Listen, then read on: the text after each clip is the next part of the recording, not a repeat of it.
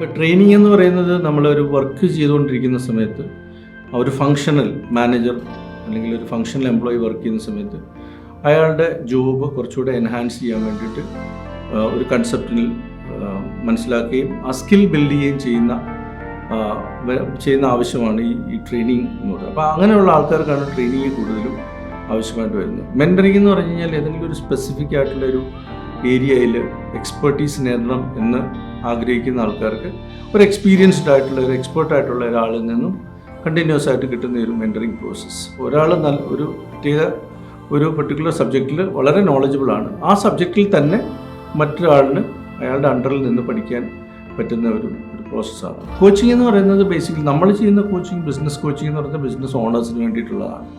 Problems സ്വന്തമായിട്ട് solve ചെയ്യാൻ പറ്റാതെ അല്ലെങ്കിൽ അതിൽ ബുദ്ധിമുട്ടുന്ന പ്രോബ്ലം, അത് ബിസിനസ് പ്രോബ്ലം ആണെങ്കിലും പേഴ്സണൽ പ്രോബ്ലം ആണെങ്കിലും സ്വന്തമായിട്ട് ഒരു സൊല്യൂഷൻ കണ്ടെത്താൻ ബുദ്ധിമുട്ടുന്ന അല്ലെങ്കിൽ കഷ്ടപ്പെടുന്ന ഒരു വ്യക്തികൾക്ക് അവൈൽ ചെയ്യാവുന്നൊരു പ്രോസസ്സാണ് കോച്ചിങ് എന്ന് പറയുന്നത്. കോച്ച് ചെയ്യുന്നത് തന്നെ അതാണ്, ആ പ്രോബ്ലത്തിൽ നിന്നും നമ്മളെ കരകയറ്റാൻ വേണ്ടിയിട്ട് ഫെസിലിറ്റേറ്റ് ചെയ്യുന്നൊരു പ്രോസസ്സാണ്. അപ്പോൾ അങ്ങനെയുള്ള ആൾക്കാർക്ക് അത് ബിസിനസ്സിലാണെങ്കിലും ശരി പേഴ്സണൽ ലൈഫിലാണെങ്കിലും ശരി കോച്ചിങ് വളരെ റിലവൻ്റ് ആണ്. അതാണ് ലൈഫ് കോച്ചിങ് ഉണ്ട്, ബിസിനസ് കോച്ചിങ് ഉണ്ട്. ബിസിനസ് കോച്ചിങ് കുറച്ചുകൂടെ ഒരു കൊമേഴ്സ്യൽ ഓറിയൻറ്റഡ് ആണ്. കൊമേഴ്സ്യൽ എന്ന് പറഞ്ഞു കഴിഞ്ഞാൽ mostly people will be looking for revenue, profitability, growth ഒക്കെയാണ്. മറ്റേത് പേഴ്സണൽ പ്രോബ്ലംസ് ആണ് ഫോക്കസ് ചെയ്യുന്നത്. ബേസിക്കലി എൻ്റെ നാടെന്ന് പറയുന്നത് കരുനാഗപ്പള്ളിയാണ്. അപ്പം ഞാൻ പഠിച്ചതൊക്കെ സാധാരണ ഗവൺമെൻറ് സ്കൂളുകളും കോളേജുകളുമാണ്. അപ്പം ഗ്രാജുവേഷൻ ഞാൻ കെമിസ്ട്രി ഗ്രാജുവേറ്റ് ആണ് ഞാൻ. അതിനുശേഷമാണ് പോസ്റ്റ് ഗ്രാജുവേഷൻ ഹ്യൂമൻ റിസോഴ്സ് മാനേജ്മെൻറ്റിൽ പോസ്റ്റ് ഗ്രാജുവേഷൻ എടുത്തു. അത് ഇൻഡോറിൽ നിന്നാണ് പഠിച്ചത്. അതിനുശേഷം ഞാൻ കോർപ്പറേറ്റ് ലൈഫാണ് സ്റ്റാർട്ട് ചെയ്തത്. കോർപ്പറേറ്റ് ലൈഫിലായിരുന്നു ഒരു ഏകദേശം 22 വർഷത്തോളം കോർപ്പറേറ്റ് HR ലൈഫാണ്. അപ്പോൾ അതിൽ HR എന്ന് പറയുമ്പം അതിനകത്ത് എല്ലാവിധ കഷ്ടപ്പാടുകളുമുള്ള എല്ലാ ജോലികളും ഉണ്ട്. കാര്യം ഹ്യൂമൻ റിസോഴ്സ് മാനേജ്മെൻറ്റ് ആ കാലഘട്ടത്തിൽ എൻ്റെ കരിയറൊക്കെ തുടങ്ങിയ സമയത്തൊക്കെ തന്നെ വളരെ ഈ ട്രേഡ് യൂണിയൻ ഇഷ്യൂസും അല്ലെങ്കിൽ മറ്റുള്ള പ്രശ്നങ്ങളും ഒക്കെയുള്ള ഒരു ഇൻഡസ്ട്രിയൽ റിലേഷൻ ഇഷ്യൂസ് കൂടുതലുണ്ടായിരുന്ന ഒരു കാലഘട്ടത്തിലാണ് ഞാൻ HR ഫീൽഡിൽ വർക്ക് ചെയ്യുന്നത്. അതുകൊണ്ട് ഒരുപാട് ബുദ്ധിമുട്ട് ഉള്ള വർക്കുകളൊക്കെ ആയിരുന്നു തുടക്കകാലത്ത്. ഞാൻ മിക്കവാറുള്ള വലിയ കമ്പനികളിലേക്ക് നമ്മുടെ GTN ഗ്രൂപ്പിൻ്റെ പാറ്റ്സ്പിൻ എന്ന് പറയുന്ന കമ്പനി, അതുപോലെ ഹിന്ദുസ്ഥാൻ കൺസ്ട്രക്ഷൻ കമ്പനി, അതിനുശേഷം വീണ്ടും പാറ്റ്സ്പിനിൽ വർക്ക് ചെയ്തു. അതിനുശേഷം വീണ്ടും ഹിന്ദുസ്ഥാൻ യൂണിലിവർ എന്ന കമ്പനിയാണ് എൻ്റെ മേജറായിട്ടുള്ള കരിയർ. ഹിന്ദുസ്ഥാൻ യൂണിലിവർ ആയിരുന്നു. അതിനുശേഷം ഞാൻ ഇവിടെ വല്ലഭദാസ് കാഞ്ചി VKL സ്പൈസസ് ഇന്ത്യയുടെ HR ഹെഡായിരുന്നു. അതിനുശേഷം ഞാൻ നെസ്റ്റ് ഗ്രൂപ്പിൻ്റെ HR ഹെഡായിരുന്നു, വൈസ് പ്രസിഡൻ്റ് ആയിരുന്നു. അപ്പം അങ്ങനെ ഉള്ള കോർപ്പറേറ്റ് ലൈഫാണ്. അപ്പം 2011 നെസ്റ്റിൽ വർക്ക് ചെയ്തുകൊണ്ടിരിക്കുന്ന സമയത്താണ് നമുക്ക് ഈ സ്വന്തമായിട്ട് പല കാര്യങ്ങളും ചെയ്യുന്നത്. ഒരുപാട് ആൾക്കാർ നമ്മളോട് പല കാര്യത്തിനും സഹായത്തിനും അല്ലെങ്കിൽ HR റിലേറ്റഡ് ആയിട്ടുള്ള നോളജിനും ഹെൽപ്പിനും ഒക്കെ വേണ്ടിയിട്ട് വരുമ്പോൾ നമുക്കൊരു പ്രത്യേകിച്ചൊരു തോന്നൽ എന്നാൽ പിന്നെ സ്വന്തമായിട്ടൊരു സ്ഥാപനം തുടങ്ങുകയും കുറച്ച് ആൾക്കാർക്ക് ജോലി കൊടുക്കുക എന്ന് പറയുന്നത് ഒരു ബ്ലെസ്സിങ്സ് ആണ്. അപ്പോൾ അങ്ങനെ ഒരു ചെറുതാണെങ്കിലും ശരി അങ്ങനെ ഒരു സ്ഥാപനം തുടങ്ങാനുള്ള ഉദ്ദേശത്തിലാണ് ഈ പറയുന്ന ഞാൻ ചിന്തിക്കാൻ തുടങ്ങിയത്. അപ്പോൾ അങ്ങനെ ഇരിക്കുമ്പോഴാണ് ഒരു ബുക്ക് എന്ന് വെച്ചാൽ ഈ ആക്ഷൻ കോച്ചിൻ്റെ ഫൗണ്ടർ എന്ന് പറയുന്നത് ബ്രാഡ് ഷുഗേഴ്സ് എന്ന് പറയുന്നതാണ്. അദ്ദേഹത്തിൻ്റെ ഒരു ബുക്ക് ഒരിക്കൽ ബാംഗ്ലൂർ വരുന്ന വഴിക്ക് ഒഫീഷ്യൽ ടൂറിന് വരുന്ന വഴിക്ക് അത് വായിക്കുകയും അതിൽ നിന്നും കിട്ടിയ ഒരു പ്രചോദനത്തിലാണ് ആക്ഷൻ കോച്ച് ബിസിനസ് കോച്ചിങ് എന്ന് പറയുന്ന ആ ഒരു കൺസെപ്റ്റിലേക്ക് തിരിഞ്ഞ് അതിനെ ഫോളോ ചെയ്ത് ഒരു ബിസിനസ് സ്റ്റാർട്ട് ചെയ്യുക എന്നുള്ള രീതിയിലാണ് അന്ന് സ്റ്റാർട്ട് ചെയ്തത്. അങ്ങനെയാണ് ഞാൻ action coach business solutions India private limited എന്ന കമ്പനി സ്ഥാപിക്കുകയും അതിനുശേഷം ആക്ഷൻ കോച്ചിൻ്റെ ഫ്രാഞ്ചൈസി എടുക്കുകയും US പോയി അതിൻ്റെ സർട്ടിഫിക്കേഷൻ പ്രോഗ്രാംസ് അറ്റൻഡ് ചെയ്യുകയും അതിനുശേഷം തിരിച്ചു വന്ന് സ്റ്റാർട്ട് ചെയ്യുകയും ചെയ്തു. ആക്ഷൻ കോച്ചിൽ ഞാൻ തുടങ്ങിയത് അതിൻ്റെ ഒരു ഫ്രാഞ്ചൈസി കോച്ച് എന്നുള്ള രീതിയിലാണ് ആദ്യം തുടങ്ങിയത്, with license to operate in India. അപ്പം അതിനുശേഷം പിന്നീട് ഞാനൊരു ഫേം ഓണറായി. ഫേം ഓണർ എന്ന് പറഞ്ഞു കഴിഞ്ഞാൽ ഈ ആക്ഷൻ കോച്ചിൻ്റെ ആക്ടിവിറ്റീസ് അല്ലെങ്കിൽ കോച്ചുകളെ അപ്പോയിൻറ്റ് ചെയ്ത് കോച്ചിങ് ഫേമായിട്ട് റൺ ചെയ്യുന്ന ഒരു ലൈസൻസാണ്. അപ്പോൾ അത് കേരളത്തിലും തമിഴ്നാട്ടിൻ്റെയും ആ ഫേം ലൈസൻസ് ആക്ഷൻ ടച്ച് എന്ന് പറയുന്ന കമ്പനിക്കാണ് കിട്ടിയിരിക്കുന്നത്. അപ്പം ഇനിയിപ്പോൾ കേരളത്തിലും തമിഴ്നാട്ടിലും വരുന്ന എല്ലാ ആക്ഷൻ കോച്ചസും നമ്മുടെ ഫേമിൻ്റെ കൂട്ടത്തിലായിരിക്കും, ഞങ്ങൾ ഒരുമിച്ചായിരിക്കും വർക്ക് ചെയ്യുന്നത്. ആ ഫേമിൻ്റെ അണ്ടറിലാണ് വരുന്ന ആക്ഷൻ കോച്ച്, ബിസിനസ് കോച്ചുകളെല്ലാം. അപ്പോൾ എൻ്റെ ഡ്രീം എന്ന് പറയുന്നത് നമ്മൾ അടുത്ത ഒരു 3-4 വർഷത്തിനുള്ളിൽ ഒരു 100ഓളം ബിസിനസ് കോച്ചസിനെ നമ്മുടെ ഈ ഒരു ഫേമിൽ കൊണ്ടുവരികയും അതിലൂടെ തൗസൻഡ്സ് ഓഫ് ബിസിനസ് ഓണേഴ്സിനെ സപ്പോർട്ട് ചെയ്യാനായിട്ട് അല്ലെങ്കിൽ അവർ ഗ്രോ ചെയ്യാനായിട്ട് സഹായിക്കുകയും ചെയ്യുന്ന ഒരു ആക്ടിവിറ്റി ആയിട്ട് വളരുക എന്നുള്ളതാണ്. കൂടാതെ സ്റ്റാർട്ടപ്പ് കമ്പനികളൊക്കെ ഉണ്ട്, ഒരുപാട് സഹായം ആവശ്യമായിട്ടുള്ള കാര്യം. ടെക്നിക്കലി അവർ സൗണ്ട് ആയിരിക്കാം, പക്ഷേ ബിസിനസ് നോളജ്, ബിസിനസ് എഡ്യൂക്കേഷൻ എന്ന് പറയുന്നത് സാധാരണ കോളേജുകളിൽ പോയി പഠിച്ച് നേടുന്ന ഒരു കാര്യമല്ല. ഫോർമൽ എഡ്യൂക്കേഷൻ്റെ ഭാഗമായിട്ട് നമുക്ക് ബിസിനസ് എഡ്യൂക്കേഷനെ കാണാൻ പറ്റില്ല. പലപ്പോഴും അത് വേറൊരു സ്കില്ലാണ്, വേറൊരു കോമ്പറ്റൻസാണ്. അപ്പോൾ അത് ആവശ്യം, അത് എക്സ്പീരിയൻസ്ഡ് ബിസിനസ് ഓണേഴ്സിൻ്റെ ലൈഫിൽ നിന്നും ഉണ്ടാക്കിയെടുത്തിട്ടുള്ള മോഡ്യൂളുകളാണ് നമ്മൾ കോച്ചിങ്ങിൽ പഠിപ്പിക്കുന്നത്. അതുപോലെ തന്നെ ആക്ഷൻ കോച്ചിൻ്റെ സ്ട്രാറ്റജിക് പാർട്ട്ണറാണ് ഞാൻ.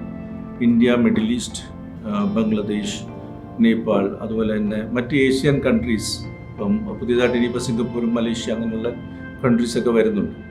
അപ്പോൾ അങ്ങനെ ഒരു നല്ല ജേണി ആയിരുന്നു. ആ ജേണിക്കിടയ്ക്കാണ് ഞാൻ BNA പറ്റിയിട്ട് മനസ്സിലാക്കുകയും BNA എന്ന് പറയുന്ന പ്രസ്ഥാനം, ഞാൻ BNA പറ്റിയിട്ട് അറിയുന്നത് തന്നെ ആക്ഷൻ കോച്ച് എന്ന് പറയുന്ന ഈ ഒരു പ്ലാറ്റ്ഫോമിൽ നിന്നാണ് ശരിക്കും പറഞ്ഞത്. ഇപ്പോൾ BNAയുടെ ഒരു സ്പെസിഫിക് ആയിട്ട് BNA പറ്റിയിട്ട് പറഞ്ഞു കഴിഞ്ഞാൽ, BNA നമ്മൾ ഇവിടെ ആദ്യമായിട്ട് കേരളത്തിൽ കൊണ്ടുവന്നത് എൻ്റെ ഇൻവോൾവ്മെൻറ്റോട് കൂടിയിട്ടാണ്. അപ്പം അത് കൊണ്ടുവന്ന സമയത്തുണ്ടായിരുന്ന ഒരു സാഹചര്യം എന്ന് പറഞ്ഞാൽ, ഈ കേരളത്തിൽ BNA ഇല്ല, അതുപോലെ തന്നെ തൊട്ടടുത്തെങ്ങും ഇല്ല. എന്നുവെച്ചാൽ കോയമ്പത്തൂരില്ല, അല്ലെങ്കിൽ തമിഴ്നാട്ടിൽ മദ്രാസിൽ മാത്രമേ ഉള്ളൂ. പിന്നെ അത് കഴിഞ്ഞാൽ ബാംഗ്ലൂരാണ്, പിന്നെ ബോംബെ ആണ്. ഇന്ത്യയിൽ മൊത്തം 1900-2000 മെമ്പേഴ്സ് ഉണ്ടായിരുന്ന സമയത്താണ് ഞാൻ ആദ്യമായിട്ട് BNA പറ്റിയിട്ട് കേരളത്തിൽ അവതരിപ്പിക്കുകയും കേരളത്തിലെ ബിസിനസ് ഓണേഴ്സിനെ പറഞ്ഞ് മനസ്സിലാക്കാനും അത് എക്സ്പ്ലോർ ചെയ്യാൻ അല്ലെങ്കിൽ അത് ഉപയോഗിക്കാൻ പ്രേരണ നൽകിയത്. പക്ഷേ തുടക്കത്തിലുണ്ടായിരുന്ന ഒരുപാട് ബുദ്ധിമുട്ടുണ്ട്, ഒരുപാട് ചോദ്യങ്ങളും. എന്താ പറയുക, ഒരു ബിസിനസ് നെറ്റ്വർക്ക്, ഇൻ്റർനാഷണൽ നെറ്റ്വർക്ക് എന്നുള്ള വേർഡ് ഏഷ്യൻ കൺട്രീസിൽ ഒരുപാട് മിസ്യൂസ് ചെയ്യപ്പെട്ട വേർഡാണ്, പ്രത്യേകിച്ച് ഏഷ്യയിൽ. അപ്പം അതും മാത്രം ഒരുപാട് സ്കാമും മറ്റു കാര്യങ്ങളൊക്കെ ഉണ്ടായിട്ടുണ്ട്. അപ്പോൾ അതുകൊണ്ട് തന്നെ പെട്ടെന്ന് അത് കേൾക്കുമ്പോൾ, ബിസിനസ് നെറ്റ്വർക്കിംഗ് എന്ന് കേൾക്കുമ്പോൾ ആൾക്കാർ റിലേറ്റ് ചെയ്യുന്നൊരു MLM അങ്ങനെയുള്ള കൺസെപ്റ്റിലേക്കും ഒക്കെയാണ്. നമ്മളിവിടെ BNA എന്ന് പറഞ്ഞാൽ, BNAയിൽ നമ്മൾ പ്രൊമോട്ട് ചെയ്യുന്നത് വേറൊരു കമ്പനിയുടെ പ്രോഡക്റ്റ് അല്ല. BNAയിൽ നമ്മൾ പ്രൊമോട്ട് ചെയ്യുന്നത് നമ്മുടെ മെമ്പേഴ്സ് അവരുടെ സ്വന്തം പ്രോഡക്റ്റാണ്. അതുകൊണ്ട് തന്നെ അതിൻ്റെ ഓപ്പർച്യൂണിറ്റി എന്ന് പറഞ്ഞാൽ അൺലിമിറ്റഡ്. ഏകദേശം 5 വർഷം എടുത്തു കേരളത്തിൽ രണ്ടാമതൊരു റീജിയൻ വരാൻ തന്നെ. ആദ്യത്തെ റീജിയൻ കൊച്ചി വന്നതിന് ശേഷം 2018 തൃശ്ശൂർ റീജിയൻ. അതും ഞാനും ബെസ്റ്റ് വേദയാണ് അത് സ്റ്റാർട്ട് ചെയ്തത്. അപ്പോൾ അവരുടെ കൂട്ടത്തിൽ ഞാൻ പാർട്ട്ണർഷിപ്പ്, എൻ്റെ ഒരു മോട്ടിവേഷൻ അവർക്ക് എന്തായാലും വർക്ക് ചെയ്തിട്ടുണ്ട്. അപ്പോൾ അങ്ങനെയാണ് സ്റ്റാർട്ട് ചെയ്തത്. അതിനുശേഷം പിന്നെ കാലിക്കറ്റ്, കോട്ടയം അങ്ങനെയുള്ള, ഇന്ന് 14 ഡിസ്ട്രിക്റ്റിലും BNA ഉണ്ട്. ഇന്ന് കേരളത്തിൽ മാത്രം 5300 മെമ്പേഴ്സ് ഉണ്ട്. നമുക്ക് എറണാകുളത്ത് 1500 പരം മെമ്പേഴ്സ് ഉണ്ട്. ഇന്ത്യയിൽ 52,000 മേളിൽ മെമ്പേഴ്സ് ഉണ്ട്.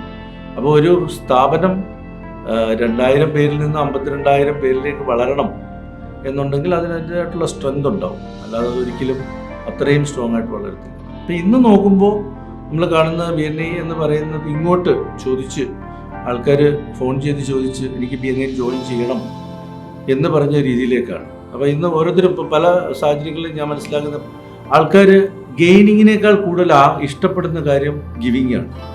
എന്നുവെച്ചാൽ എന്തുകൊണ്ടാണ് BNA ഇത്രത്തോളം ഇമോഷണലി ആൾക്കാർക്ക് അറ്റാച്ച്ഡ് ആയെന്ന് വെച്ചാൽ, മറ്റുള്ളവർക്ക് ബിസിനസ് കൊടുത്തുകൊണ്ട് എനിക്ക് ബിസിനസ് വളർത്താൻ പറ്റും എന്ന് നമ്മളെ പഠിപ്പിച്ചത് BNA ആണെന്നുള്ളതാണ്. അത് ഈ അടുത്ത സമയത്ത് ഒരു എക്സാമ്പിൾ പറഞ്ഞാൽ, നമ്മുടെ ഒരു മെമ്പർ തന്നെ അടുത്ത പ്രസിഡൻ്റായിട്ട് സ്ഥാനം വയ്ക്കുന്ന നമ്മുടെ അങ്കമാലി ചാപ്റ്ററിലുള്ള അദ്ദേഹം 40 വർഷമായിട്ട് വളരെ പ്രഗത്ഭനായ ഒരു ബിസിനസ്സുകാരനും നല്ല രീതിയിൽ ബിസിനസ് ചെയ്യുന്ന പ്രൊഫഷണലാണ്.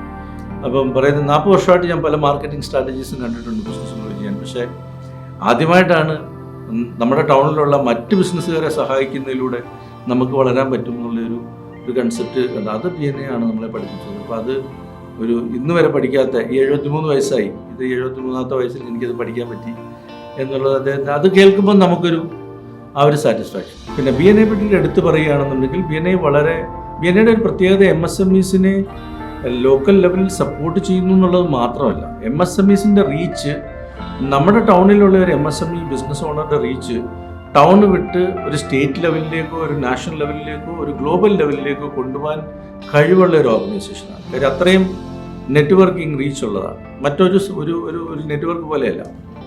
കൊമേഴ്സ്യലായിട്ട് തന്നെ ബിസിനസ് പരമായിട്ട് തന്നെ വളരെ ഡയറക്റ്റായിട്ട് അവർക്ക് ബിസിനസ് ചെയ്യാനായിട്ടുള്ള അവസരങ്ങളുള്ള ഒരു ഓർഗനൈസേഷനാണ്.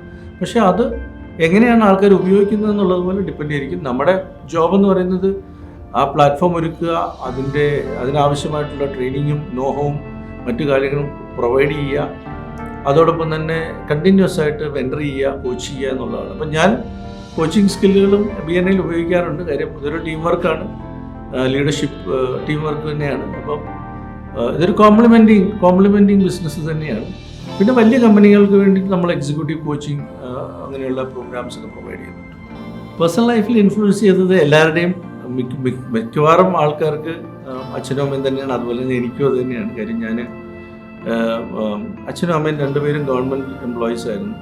പക്ഷേ എന്നിരുന്നാലും ശരി അവർ ജീവിച്ചിരുന്ന ഒരു മൂല്യങ്ങളും അവരുടെ റിലേഷൻഷിപ്പ് ബിൽഡിങ് സ്കില്ലുകളും നെറ്റ്വർക്കിംഗ് സ്കില്ലുകളാണെങ്കിൽ ശരി, അതൊക്കെ ഇന്ന് നോക്കുമ്പോൾ നമ്മളിപ്പോഴും ആ ലെവലിൽ എത്തിച്ചേർന്നിട്ടില്ലെന്ന് എനിക്ക് പറയാൻ പറ്റും. ഇത്രത്തോളം നമുക്ക് വിസിബിലിറ്റി ഒക്കെ ഉണ്ടെങ്കിലും അത്രയും ഡീപ്പായിട്ടുള്ള റിലേഷൻഷിപ്പ് ബിൽഡിങ്ങിലേക്കൊന്നും നമ്മൾ എത്തിച്ചേർന്നിട്ടില്ല എന്ന് എനിക്ക് പറയാം. അപ്പോൾ അവരൊക്കെ നമ്മുടെ ഇന്നും റോൾ മോഡൽസാണ്. അതുപോലെ തന്നെ ഒരുപാട് ടഫ് ബോസസിനെ കിട്ടിയിട്ടുണ്ട് എനിക്ക് കോർപ്പറേറ്റ് ലൈഫിൽ.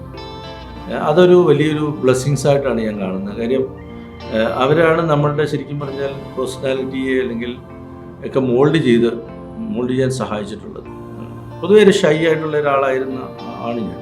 അങ്ങനെ ഒരു നെറ്റ്വർക്കറോ അല്ലെങ്കിൽ അങ്ങനെ ഒരു വലിയ പബ്ലിക് സ്പീക്കറോ ഒന്നും നെറ്റ്വർക്കറോ ഒന്നും അല്ല, ഇപ്പോഴും അല്ല. ശരിക്കും പറഞ്ഞാൽ മറ്റുള്ള ആൾക്കാർ നമ്മളെ മറ്റുള്ള വളരെ ഇഫക്റ്റീവ് പബ്ലിക് സ്പീക്കേഴ്സൊന്നും സംസാരിക്കുന്നതിലൊന്നും സംസാരിക്കാറുമില്ല. പക്ഷേ നമ്മുടെ ഈ ഒരു പേഴ്സണാലിറ്റി മോൾഡ് ചെയ്തതിൽ അവർക്കൊക്കെ പങ്കുണ്ട്, ഈ ടഫ് ബോസസ്.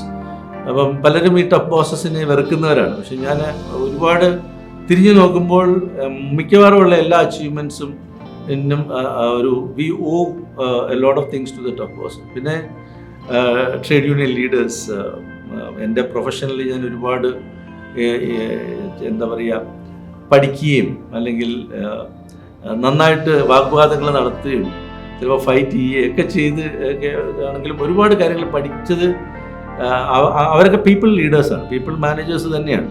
പീപ്പിൾ ലീഡേഴ്സ് എന്നൊക്കെ പറഞ്ഞു കഴിഞ്ഞാൽ നല്ല ഹ്യൂമൻ റിസോഴ്സ് മാനേജേഴ്സാണ്. അവരിൽ നിന്ന് ഒരുപാട് കാര്യങ്ങൾ പഠിക്കാൻ പറ്റിയിട്ടുണ്ട്. പിന്നെ ഒരുപാട് ഓതേഴ്സ് ഉണ്ട്. അപ്പം ഇതൊക്കെയാണ് ലൈഫിൽ ഒരുപാട് ഇൻഫ്ലുവൻസ് ചെയ്തിട്ടുള്ളത്. പിന്നെ ഒരു ലൈഫ് ലോങ് ലേണർ ആയതുകൊണ്ട് ഇപ്പം നമ്മൾ ശരിക്കും ഇപ്പം കൂടുതൽ പഠിച്ചുകൊണ്ടിരിക്കുന്നത് കുട്ടികളിൽ നിന്നാണ്. കൊച്ചുകുട്ടികൾ ഇപ്പം വീട്ടിൽ കൊച്ചുകുട്ടികളുണ്ടെങ്കിൽ അവരുടെ ചോദ്യങ്ങളിൽ നിന്നാണ് പല കാര്യങ്ങളും നമ്മൾ കൂടുതലായിട്ട് പഠിക്കുന്നത്. കാര്യം അവരുടെ ക്യൂരിയോസിറ്റി ഒന്നും നമുക്കില്ല. കുട്ടികളായിരിക്കുമ്പോൾ നമ്മളോട് ചോദിക്കും, നിനക്ക് ആരായി തീരാനാണ് ആഗ്രഹം എന്ന് പറയുന്നത്. Personally what is your vision എന്നുള്ളതാണ് അത് ചോദിക്കുന്നത്. അപ്പം ഒരു ഇൻഡിവിജ്വൽ എന്നുള്ള രീതിയിൽ നമ്മൾ ആരായി തീരണം എന്നുള്ള ആഗ്രഹം നമ്മൾ ചെറുപ്പകാലം തൊട്ടേ നമ്മളോട് ആൾക്കാർ ചോദിക്കുന്നതിൻ്റെ കാരണം എന്ന് വെച്ചാൽ അതിന് റിലവൻസ് ഉണ്ട്. അത് ഒരിക്കൽ നമ്മുടെ മനസ്സിൽ ഉറപ്പിച്ചു കഴിഞ്ഞാൽ അത് പിന്നീട് പ്രചോദനമാണ്. അതിൽ നിന്ന് കിട്ടുന്ന ആ ഉറപ്പിക്കലിൽ നിന്ന് കിട്ടുന്ന മോട്ടിവേഷനാണ് പിന്നീട് നമ്മളെ ആ ആളായി തീരാനോ അല്ലെങ്കിൽ അതിനുവേണ്ടി വർക്ക് ചെയ്യാനോ പ്രേരിപ്പിക്കുന്നത്. അപ്പം വിഷൻ എന്ന് പറഞ്ഞാൽ ഒരു അക്കൗണ്ടബിലിറ്റി ബിൽഡറാണ്. വിഷൻ ഇല്ലാതെ വർക്ക് ചെയ്ത് കഴിഞ്ഞാൽ ഒരു ഡയറക്ഷൻ ഇല്ലാതെ വർക്ക് ചെയ്യുന്നു എന്നുള്ളതാണ്. അപ്പം ബിസിനസ് എന്ന് പറയുന്നത് വളരെ വളരെ വളരെ കോംപ്ലിക്കേറ്റഡ് ആയിട്ടുള്ളൊരു ഗെയിമാണ്. ലൈഫിനേക്കാൾ ബുദ്ധിമുട്ടുള്ളൊരു ഗെയിമാണ് ബിസിനസ് എന്ന് പറയുന്നത്. അപ്പം ബിസിനസ് ചെയ്യുമ്പോൾ ഒരു ഡയറക്ഷൻ ഇല്ലാതെ വർക്ക് ചെയ്യുക എന്ന് പറയുന്നത് മണ്ടത്തരമാണ്. കാര്യം നമ്മൾ കൊമേഴ്സ്യൽ വെറും പൈസ ഉണ്ടാക്കാൻ വേണ്ടിയിട്ട് മാത്രമല്ല ബിസിനസ് ചെയ്യുന്നത്. ഇന്നുണ്ടാക്കി നാളെ നിർത്താനുമല്ല. ഒരു ബിസിനസ് ഓണറും പൈസ ഉണ്ടാക്കിയതിന് ശേഷം ഞാൻ നിർത്തുകയാണെന്ന് പറഞ്ഞ് പോയിട്ടില്ല. മനസ്സിലായില്ലേ? നന്നായിട്ട് പൈസ ഉണ്ടാക്കി കഴിഞ്ഞാൽ വീണ്ടും പൈസ ഉണ്ടാക്കണമെന്ന് ആഗ്രഹിക്കുകയുള്ളൂ. മനസ്സിലായില്ലേ? അപ്പോൾ ഇതെന്ന് പറഞ്ഞാൽ ഒരു ലൈഫ് ടൈം ഒരു പർപ്പസ് ഉണ്ടാവേണ്ടത് അത്യാവശ്യമാണ്. അതാണ് വിഷൻ എന്ന് പറയുന്നത്. നമ്മളിപ്പം ഉണ്ടെങ്കിലും നമ്മളില്ലെങ്കിലും നമ്മൾ ഉണ്ടാക്കിയെടുത്ത കമ്പനി എങ്ങനെ പോകണം അല്ലെങ്കിൽ ഏത് രീതിയിലായിത്തീരണം എന്നുള്ളതാണ് വിഷനിലൂടെ. അതുകൊണ്ടാണ് പറയുന്നത് vision is a long term which can be an unrealistic dream. Okay, but you are genuinely wanting to do that. അപ്പോൾ അതാണ്. പിന്നെ മിഷൻ എന്ന് പറയുന്നത് ആ വിഷനിലേക്ക് എത്തിച്ചേരാൻ വേണ്ടി നിങ്ങൾ എടുക്കുന്ന പ്രോസസ്സുകളാണ്. എന്താണ്, how will you reach your vision, അതാണ് മിഷൻ എന്ന് പറയുന്നത്. മനസ്സിലായി? ഇപ്പോൾ ISROയ്ക്ക് ഒരു വിഷൻ ഉണ്ടാവും, പക്ഷെ അതിലേക്ക് റീച്ച് ചെയ്യാനുള്ള പല പല മിഷൻസും ഉണ്ടല്ലോ. അതിനാണ് ഓരോ മിഷനും ഓരോ പേരിട്ടിരിക്കുന്നത്. മിഷൻ എന്ന് പറയുന്നത് നമ്മുടെ ലാർജർ വിഷനിലേക്ക് എത്തിച്ചേരാനുള്ള ഒരു പ്രോസസ്സാണ്. അത് പലപ്പോഴും മാറിക്കൊണ്ടേയിരിക്കാം, ചിലപ്പോൾ മാറും.